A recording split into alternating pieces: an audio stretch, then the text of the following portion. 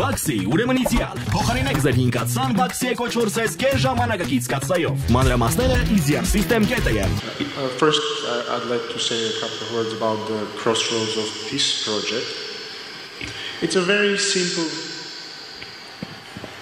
concept, and it's based on basic principles of international law and on basic logic.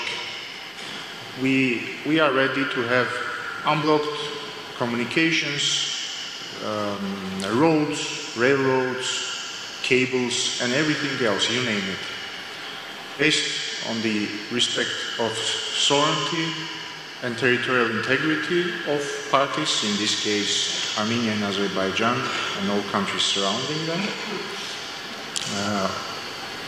based on exercising jurisdiction of respective parties. I think it's very logical that a country would have the right to and would like to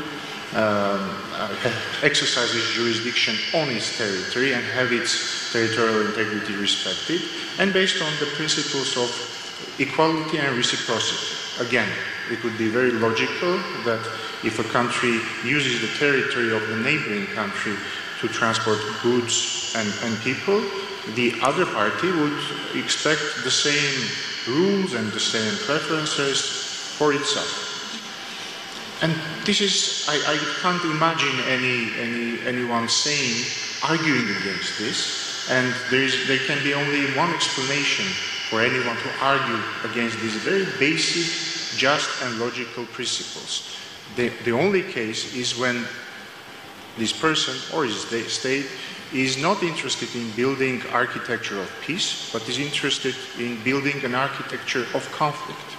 And unfortunately, if we look at the positions of Azerbaijan, you can clearly see that they are directed at creating a new architecture of conflict, because you can even see that in the namings or the headlines of the projects. From our side, it's Crossroads of Peace. We want the Caucasus to be this big crossroad of peace. By the way, not only Armenia, we want the whole Caucasus to be a crossroads of peace, because without our neighbors it's impossible, and it's understandable. But unfortunately, from the Azerbaijani side, they have decided that they can name a road on a territory of Armenia, which is disrespectful and illogical. They have decided that they should put forward conditions on how transport routes should operate on the territory of Armenia, and their position is that if this doesn't happen, they will keep blockading Armenia. So you can see that all their positions are aimed at creating a new architecture of conflict at times where there is a truly historic opportunity to create an architecture of peace. And by the way, regarding security,